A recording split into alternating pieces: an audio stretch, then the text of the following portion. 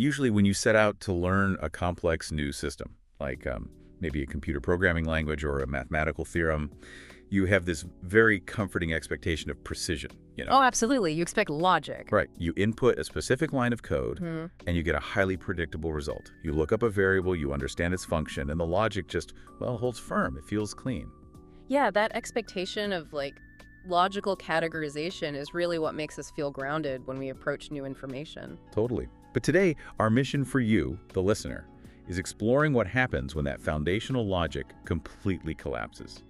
We're doing a deep dive into this really fascinating educational blueprint that deconstructs English idioms and reveals these hidden linguistic traps where the language fundamentally betrays the beginner. Betrays is a good word for it.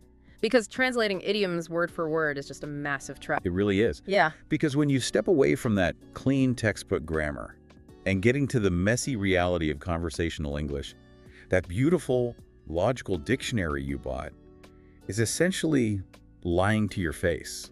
You're wandering into this murky landscape where words just absolutely do not mean what they say. They don't. The dictionary gives you a literal translation, right? Right. But conversational language is governed by cultural mapping. And understanding these idioms, it's not just about, memorizing a quirky vocabulary list. Right. It's really the master key to unlocking natural communication for you, avoiding some incredibly awkward social misunderstandings, and finally getting how native speech rhythm actually works in the wild. Yeah. And the best way to visualize this literal translation trap, I think, is to imagine trying to navigate modern-day London using a map from, like, 1850. Oh, that's a great way to put it. Right. Like, the streets might look somewhat familiar on the paper, but if you follow it literally, you're going to walk straight into a brick wall. Exactly. The individual words are functioning exactly as defined by the dictionary, but the combined output is a completely distinct thing. And the blueprint illustrates this disconnect so brilliantly with one of the most common everyday idioms out there, which is piece of cake. Ah, yes, the classic. We all know the literal definition of cake, obviously. And we generally know the idiom means a task is incredibly easy. But there's this hilarious anecdote in the source material about a teacher trying to reassure a beginner English student who was really struggling with an assignment. Right, the homework assignment. Yeah. So the teacher smiles and says, "Don't worry, this English homework is a piece of cake." And the student, who is relying entirely on that 1850 map of the dictionary, processes that data totally literally. Utterly, literally. The student gets massively excited, looks at the teacher, and genuinely asks if they're going to be served chocolate or strawberry cake upon finishing the worksheet. I love that so much. It's amazing. They were operating under the perfectly logical assumption that their academic labor was about to be rewarded with actual physical baked goods. Which, honestly, is structurally flawless based on the data they had. I mean, they heard cake, they mapped it to their understanding of cake, and they built their immediate reality around that expectation. Yeah, it really highlights why relying on the literal definition is such a massive trap for you when you're learning. But it also brings up a fascinating question about, like, the cognitive mechanism behind these phrases. How so? Well, structurally speaking, why on earth do we use baked goods to describe a simple task? We don't tell people a math test is, a glass of water or a slice of bread. That's a really good point. The underlying cognitive science here ties back to how our physical bodies actually shape our abstract thoughts. Okay, so it's a physical thing. Yeah, exactly. Think about the physiological reality of eating a slice of cake.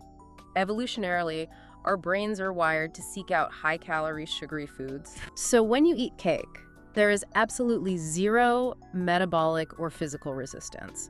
It requires no aggressive chewing, right? That is very true. I don't think I've ever, pulled a muscle or broken a sweat eating a cupcake. Right.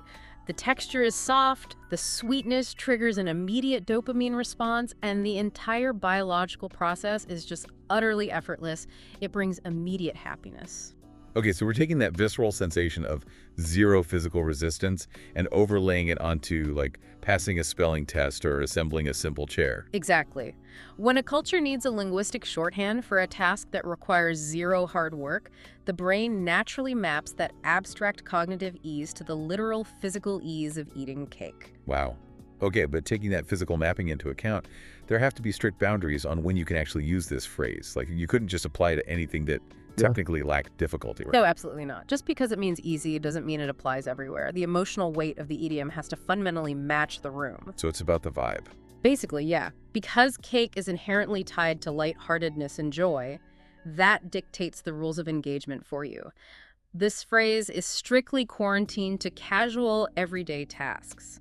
That makes sense, because applying the energy of a baked good to a high-stakes scenario would create this massive cognitive dissonance.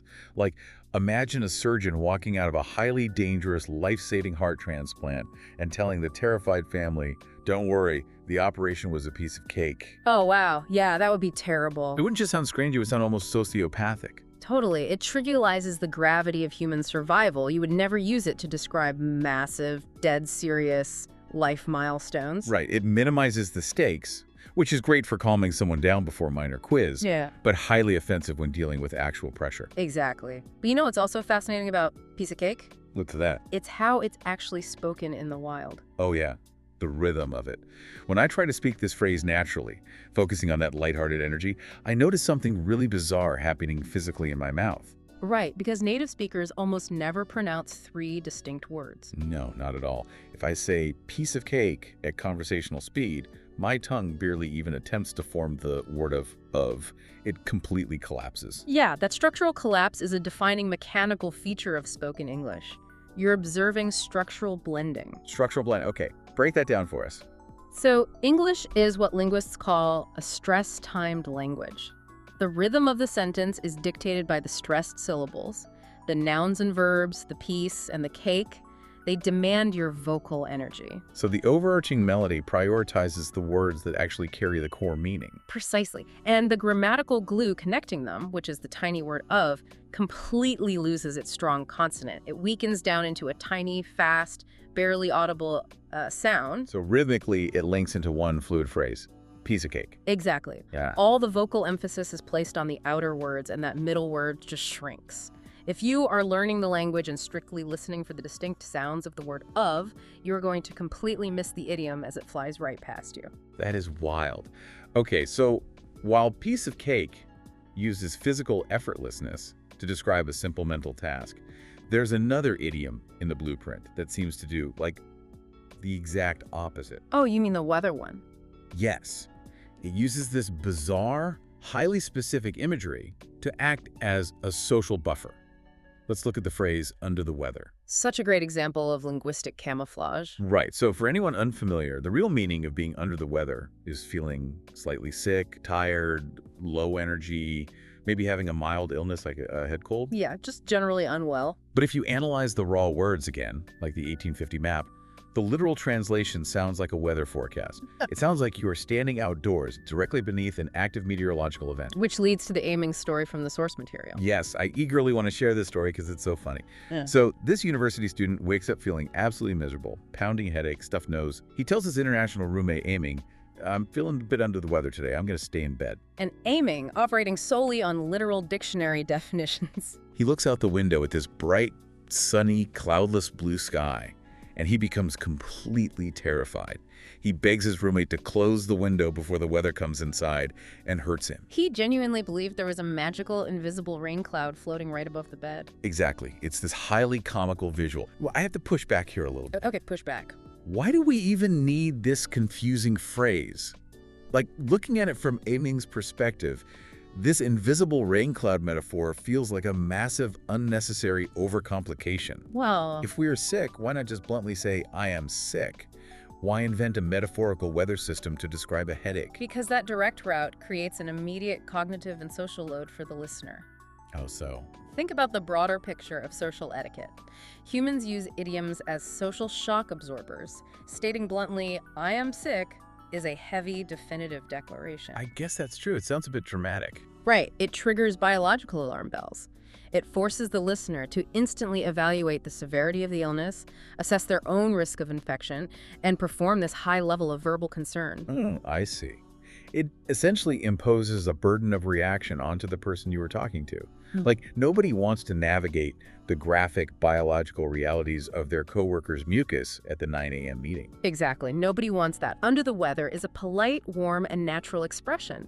It acts as a social smooter when telling a boss or a close friend why you can't go out.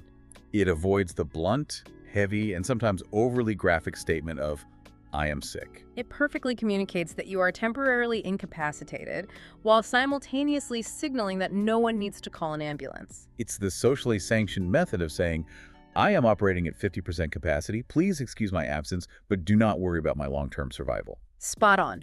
But, and this is crucial, knowing the words isn't enough. Because the idiom is designed to communicate physical exhaustion, the actual physical delivery of the phrase has to match that intention. You have to sound the part. Yes, the source material talks about this secret weapon called emotional pronunciation.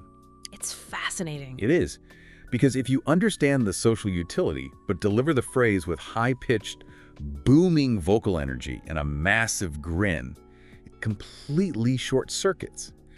To make the phrase sound genuine and human, you must put clear vocal stress on the word under and let your vocal energy completely drop off on the word weather. Right, to show you actually feel tired. Yeah, like I'm under the weather. Yeah. It feels like I am physically simulating fatigue to trick the listener's brain. Well, nobody wants to sound like a rigid textbook robot, right?